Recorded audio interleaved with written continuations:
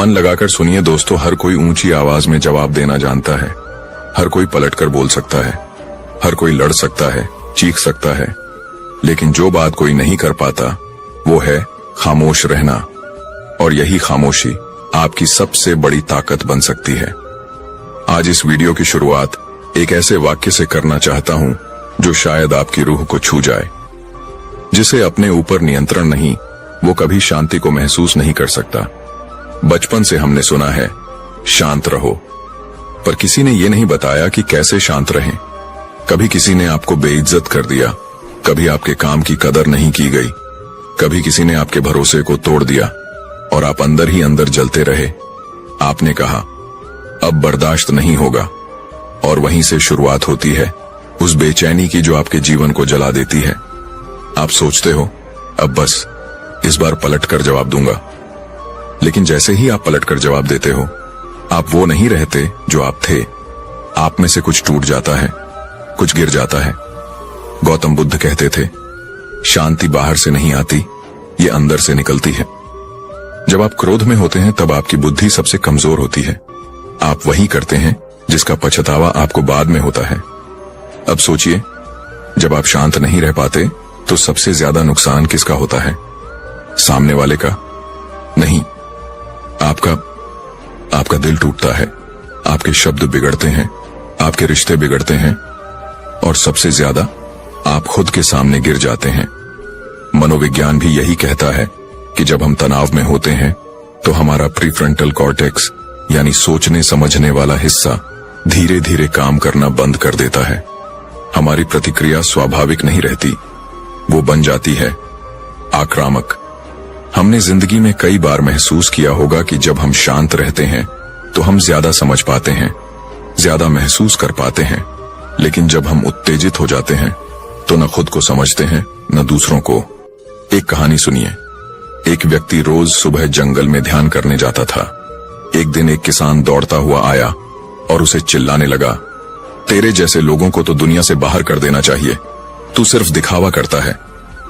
उस व्यक्ति ने कुछ नहीं कहा, चुपचाप उसकी ओर देखा और ध्यान में बैठ गया। कुछ देर बाद किसान खुद ही थक कर वहां बैठ गया और पूछने लगा, तूने मेरा अपमान किया और कुछ कहा भी नहीं, क्यों? ध्यान करने वाला व्यक्ति मुस्कुराया और बोला, अगर कोई तुम्हें तोहफा दे और तुम उसे स्वीकार ही न करो तो वो तोहफा किसका रहेगा? किसान बोला, जिसने दिया। तो उस व्यक्ति ने कहा, मैंने तुम्हारे अपमान को स्वीकार ही नहीं किया, वो अब भी तुम्हारा ही है। ये होता है आंतरिक शांति का सामर्थ्य। हर कोई चिल्ला सकता है, लेकिन खुद को रोक पाना, खुद को समझा पाना, खुद को संभाल पाना, यही असली ताकत है। आज के समय में शांत रहना सिर्फ एक विकल्प नहीं, ये एक आवश्यकता है। दुनिया तेज हो गई है, हर कोई जल्दी में है, हर कोई गुस्से में है, हर कोई असहज है। अगर आप भी उसी भीड़ में शामिल हो गए तो आप भी वही बन जाओगे जो सब हैं। लेकिन अगर आप रुके, शांत हुए, खुद से जुड़े, तो आप वो बन सकते हैं जो बहुत कम लोग बनते हैं। एक समझदार, संतुलित, स्थिर और सशक्त इंसान। हर परिस्थिति में शांत रहना मतलब कमजोर होना नहीं है, बल्कि ये दिखाता है कि आपकी जड़ें कितनी गहरी हैं, आपका व्यक्तित्व कितना स्थिर है, आपका आत्मबल कितना मजबूत है। रोजमर्रा की जिंदगी में कितनी बार ऐसा होता है कि हम गुस्से में जवाब दे बैठते हैं, बाद में सोचते हैं क्यों कहा। कई बार कोई कुछ कह देता है, हम झल्ला उठते हैं। कई बार कोई हमारी बुराई करता है और हम रात भर सो नहीं पाते। क्यों? क्योंकि हम अंदर से खाली हैं। हमारी शांति दूसरों के व्यवहार पर निर्भर है, लेकिन असली शांति तब आती है जब हम उस नियंत्रण को फिर से अपने पास ले आते हैं। जब कोई कुछ कहता है और आप उस पर प्रतिक्रिया नहीं देते, तो आप उसे अपनी ऊर्जा नहीं देते, बल्कि आप खुद की ऊर्जा बचाते हैं। शांत रहना कोई एक बार का अभ्यास नहीं है, ये तो हर दिन, हर पल का अभ्यास है। एक ऐसा अभ्यास जो आपको जीवन में वो शांति देगा जिसे आप सालों से खोज रहे थे। अगली बार जब कोई आपको नीचा दिखाने की कोशिश करे, बस एक पल के लिए खुद से कहिए, अगर मैं इस वक्त खुद को संभाल गया तो मैंने एक बड़ी जंग जीत ली। यही तो असली सफलता है। बाहर की लड़ाइयां तो हर कोई जीतता है, लेकिन जो अपने भीतर की लड़ाइयां जीतता है वही सच्चा विजेता होता है। तो दोस्तों, इस वीडियो की शुरुआत यहीं से होती है, एक ऐसे सफर की जो आपको अपने भीतर की शक्ति से जोड़ने वाला है, जहां हम समझेंगे क्यों शांत रहना सबसे बड़ी ताकत है, कैसे रोज की छोटी छोटी घटनाएं हमें भीतर से तोड़ती हैं और कैसे हम उन पर काबू पाकर एक स्थिर, संतुलित और गहराई से जुड़ा हुआ जीवन जी सकते हैं। और यही तो सिर्फ शुरुआत है, क्योंकि अगले भाग में हम बात करेंगे जब दिल टूटता है तब शांत कैसे रहें। वो घड़ी जब इंसान सबसे ज्यादा कमजोर होता है और सबसे ज्यादा उबाल पर होता है, उस पर हम गहराई से चर्चा करेंगे। लेकिन उससे पहले अगर आपको ये सफर पसंद आ रहा है तो दिल से निवेदन है, हमारे चैनल को सब्सक्राइब जरूर करें, क्योंकि हम यहाँ बात करते हैं उन मुद्दों की जो आपके जीवन को भीतर से बदलने का दम रखते हैं। याद रखिए, शांति कोई मंजिल नहीं है, ये तो चलने का तरीका है, जिसे जिसने अपना लिया उसने जीवन को समझ लिया। हर किसी के जीवन में एक ऐसा मोड़ जरूर आता है जहां बाहर की आवाजें इतनी तेज हो जाती हैं कि अंदर की शांति दबने लगती है। लोग कहते हैं शांत रहो, लेकिन कोई ये नहीं बताता कि कैसे। कभी सोचा है, एक इंसान जो रोज हजारों बातों को सहता है, कभी रोता नहीं, कभी लड़ता नहीं, कभी पलटकर कुछ नहीं कहता, तो क्या वो कमजोर है या उसने कुछ ऐसा पा लिया है जो इस दुनिया में बहुत कम लोगों को मिलता है? भीतर की चुप, भीतर की शांति। इस वीडियो की शुरुआत उस एहसास से करते हैं जो अक्सर शब्दों में नहीं लेकिन आंखों में दिखता है। जब इंसान थक जाता है लड़ते लड़ते, सबको समझाते समझाते, और तब जाकर वो सीखता है कि शांत रहना सबसे बड़ा जवाब है। लेकिन ये शांति यूं ही नहीं आती, इसके पीछे छुपा होता है एक गहरा संघर्ष, खुद से, अपने विचारों से, अपने क्रोध से, अपने दर्द से और अपनी असहायता से। एक बार एक नौजवान बहुत गुस्से में एक संत के पास गया। बोला, मैं बहुत जल्दी नाराज हो जाता हूं, छोटी बातों पर भड़क जाता हूं, लोग मुझे परेशान कर देते हैं और मैं खुद पर नियंत्रण नहीं रख पाता। संत ने उसे मुस्कुराकर देखा और एक मिट्टी का घड़ा पकड़ाया, उसमें पानी भरवाया और कहा, इसे सिर पर रखकर 7 बार इस आश्रम की परिक्रमा करो, लेकिन एक शर्त है, घड़े से एक भी बूंद पानी गिरनी नहीं चाहिए। नौजवान ने सिर झुकाया और परिक्रमा शुरू की। आसपास लोग बातें कर रहे थे, किसी ने टोकने की कोशिश की, किसी ने रास्ता रोका, लेकिन उसकी नजर बस उस पानी पर थी। घंटा भर बाद वह लौटा, घड़ा सही सलामत, पानी की एक बूंद नहीं गिरी।